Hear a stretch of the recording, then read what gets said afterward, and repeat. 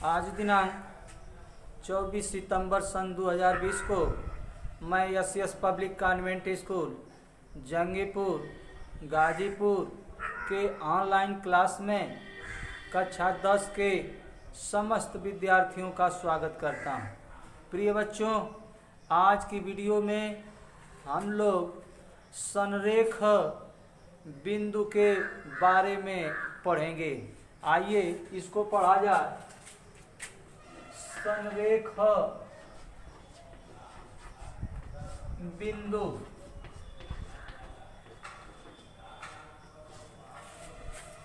यहाँ देखिए, एक बिंदु ए है, एक बिंदु बी है और एक बिंदु सी है। बिंदु ए, बिंदु बी, बिंदु सी, इनको हम आपस में मिला रहे हैं। बारी बारी से मिलाते हुए आप लोगों को समझा रहे हैं।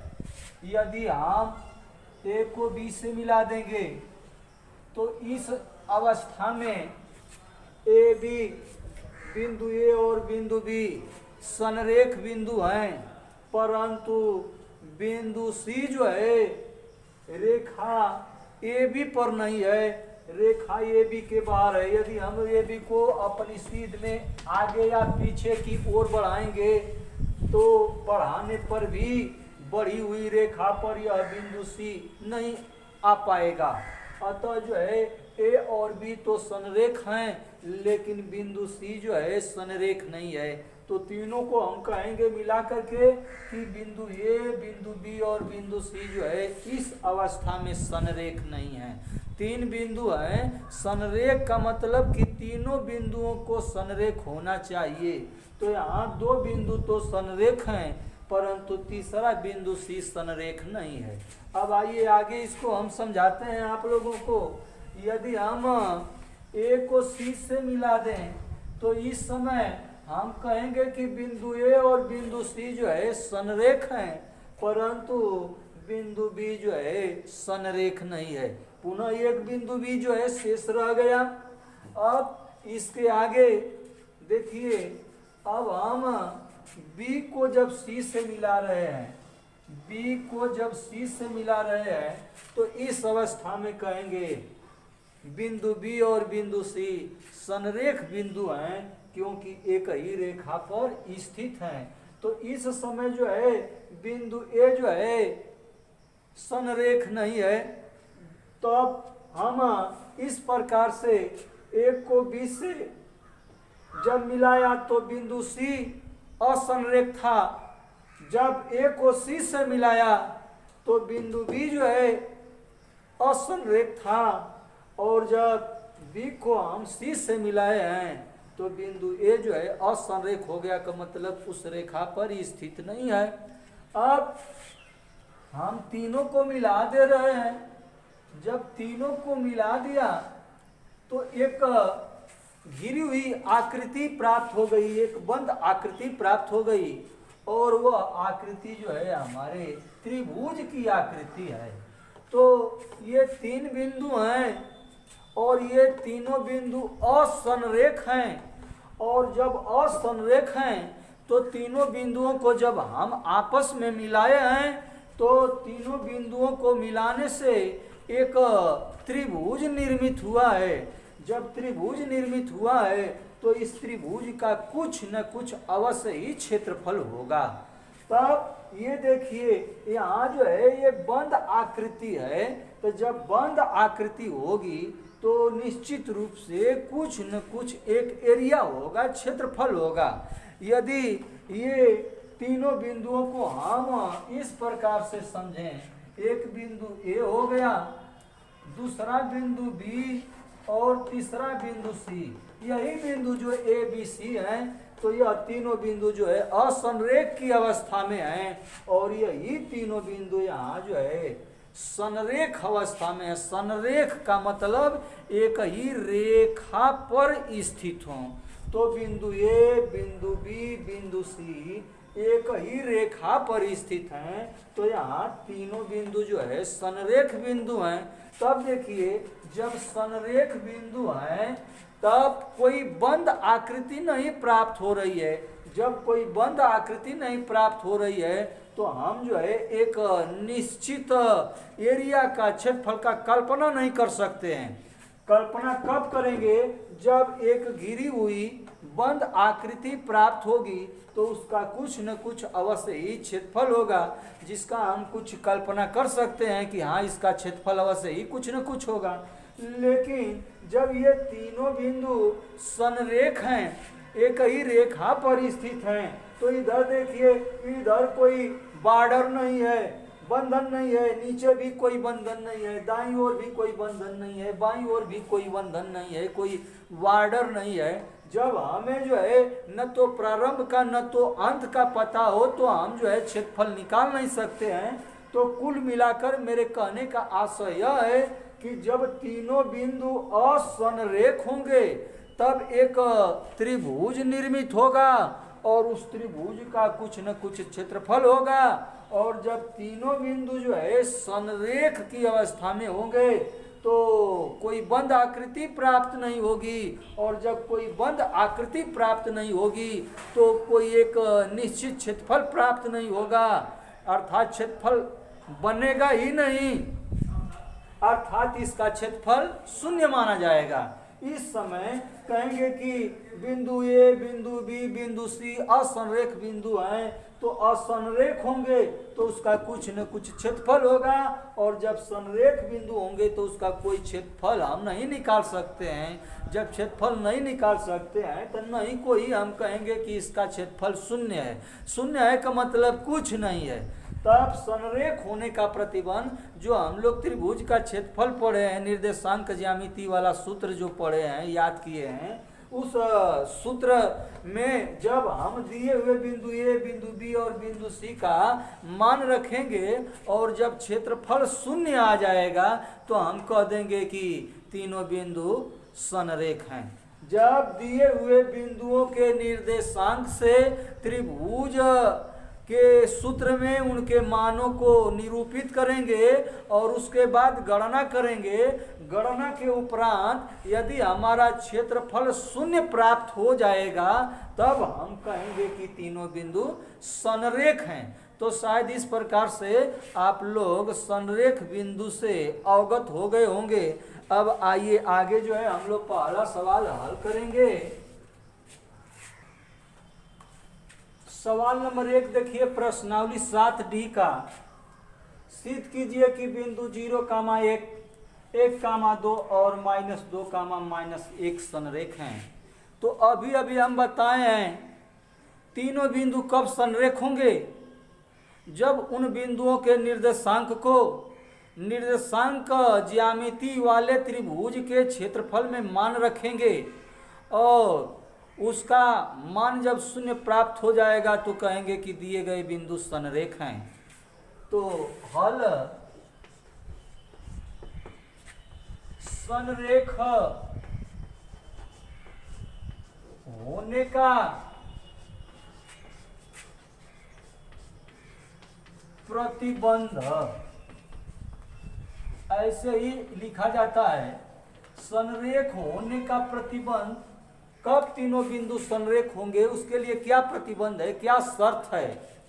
तो वह शर्त है 1/2 x1 y2 minus y3 plus x2 y3 minus y1 plus x3 y1 minus y2, छोटा कोष्ठक बंद बड़ा कोष्ठक बंद बराबर 0। ध्यान दीजिए हमारी बात पर। यह जो है संरेख होने का प्रतिबंध है। तो यह निर्देशांक ज्यामिति से त्रिभुज के क्षेत्रफल के संबंध में यह सूत्र है। तो यहाँ देखिए 1/2 का मतलब बाईं ओर 2 का भाग है, तो दाहिनी ओर जब पक्षांतर करेंगे तो 0 गुणे 2 हो जाएगा। बाईं ओर जब भाग है तो दाहिनी ओर ले जाएंगे तो यह गुणा बन जाएगा। तो 0 में 2 का गुणा करेंगे तो 0 हो जाएगा। तो हम चाहें तो संरेख होने का प्रतिबंध पूरे इस त्रिभुज के क्षेत्रफल वाले सूत्र को लिख करके बराबर 0 से तुलना कर सकते हैं, या हमारे पुस्तक में यह जो है 1/2 को नहीं लिखा है, तो यहाँ हम 1/2 लिखें या इसको नहीं लिखेंगे तभी उसमें कोई गलती नहीं है। बहुत लड़के जो है कहेंगे कि सर किताब में तो ऐसे नहीं दिया है, केवल किताब में इतना ही दिया है, या अंदर वाला 1/2 और वह बड़ा कोष्टक नहीं दिया है। तो दोनों का मतलब एक ही है, जब 2 का इधर भाग है तो उधर ले जाएंगे तो गुणा हो जाएगा, तब पुनः जो है वह 0 बन जाएगा। तो या तो चाहे तो इसी तरह से संरेख होने का प्रतिबंध लिख लें, या दूसरा सिस्टम चाहे तो 1/2 को छोड़ करके और बस इतना ही लिख देंगे, बड़ा कोष्टक को हटा देंगे। तो यह भी जो है संरेख होने का प्रतिबंध है। संरेख होने का प्रतिबंध 2 प्रकार से, एक तो पूरा त्रिभुज वाला सूत्र लिख करके बराबर 0 बता देंगे, या दूसरा प्रतिबंध कि 1/2 को हटा देंगे, बड़ा कोष्टक को हटा देंगे और ये बकिया जैसे का तैसे लिख करके 0 से तुलना कर देंगे। अब आइए इसमें हम मान रखते हैं, इसको पहले समझ लें। x1 y1 x2 y2 x3 y3। अब मान रखेंगे x1 का मान 0, y2 का मान 2, माइनस y3, ध्यान रहे माइनस सूत्र वाला है, y3 का मान -1 और यह सूत्र वाला माइनस है, तो माइनस में इस माइनस का गुणा करेंगे तो यह प्लस हो जाएगा और y3 का मान 1 हो गया। प्लस x2 का मान 2 है, y3 का मान -1 या माइनस सूत्र वाला, y1 का मान 1 प्लस x3 का मान जो है -2 है, तो यहाँ उसको कोष्टक में लिख लेंगे। y1 का मान जो है 1 माइनस y2 का मान जो है 2 है, छोटा कोष्टक बंद बराबर 0। अब 0 आगे या लिख देंगे, 2 धन 1 3 हो गया, प्लस 2 -1 तो यह हो गया -2 प्लस -2 और यह हो जाएगा -1 बराबर 0। आगे या 3 में 0 का गुणा करेंगे तो यह 0 हो जाएगा, प्लस 2 और गुणे -2 तो यह हो जाएगा -4। और यह देखिए -2 गुणे -1 तो यह हो जाएगा -2 गुणे -1, तो यह जो है माइनस का गुणा माइनस में तो प्लस हो जाता है। देखिए यहाँ पर पुनः देख लीजिए, यह संरेख होने का प्रतिबंध हो गया और इस प्रतिबंध में हम जो है मान रखे हैं x1 का मान पुनः मिला दीजिए, x1 का मान 0,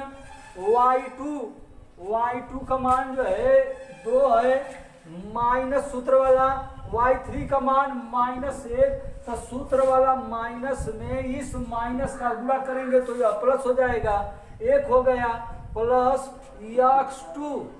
x2 का मान देखिए 1 है, तो हमसे गलती हो गया है, x2 का मान 1 है, भूल से यहाँ पर दिखाई दे रहा है आप लोगों को यह 2 हो गया है, तो 2 की जगह हम 1 लिख देंगे, अपनी गलती को सुधार लेंगे। तब यह x2 का मान 1 हो गया। अब आगे मिला लिया जा, x3 का मान -1 अब माइनस y1 का मान 1 प्लस x3 का मान -2 और y1 का मान जो है 1 माइनस सूत्र वाला y2 का मान 2 बराबर 0। मान जो है बहुत सावधानी से रखना चाहिए, गलती हो जाता है प्लस माइनस में या मान ही रखने में गलती हो जाता है। तो आइए अब आगे यह हो गया, 2 1 3 हो गया, यहाँ मैं बताया था कि 1 है तो यहाँ हम 1 लिख देंगे, -1 यह हो जाएगा -2। अब आगे देखिए -2 और 1 -2 तो यह हो गया -1 बराबर 0। अब आगे 3 में 0 का गुणा करेंगे तो 0 और ये हो जाएगा +1 गुणे -2, तो प्लस का गुणा माइनस में तो माइनस होता है, तो यह हो जाएगा -2। अब आगे देखिए, अब माइनस का गुणा माइनस में तो +2 1 कम 2 और +2 में या प्लस का गुणा करेंगे तो यह 2 हो जाएगा बराबर 0। तो यह देखिए -2 +2 कट गया, तो यह जो हो गया 0 बराबर 0, नीचे लिखेंगे यल यच यस बराबर आर यच यस। अतः दिए गए बिंदु, लास्ट में स्पष्टीकरण कर देंगे, अतः दिए गए बिंदु संरेख हैं।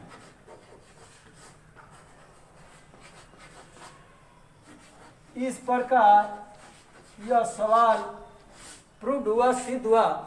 इसी तरह से जो है संरेख के संबंध में जब पूछता है, संरेख सिद्ध करने के लिए कहता है, तो इसी नियम से हम लोग जो है उसे सिद्ध करते हैं।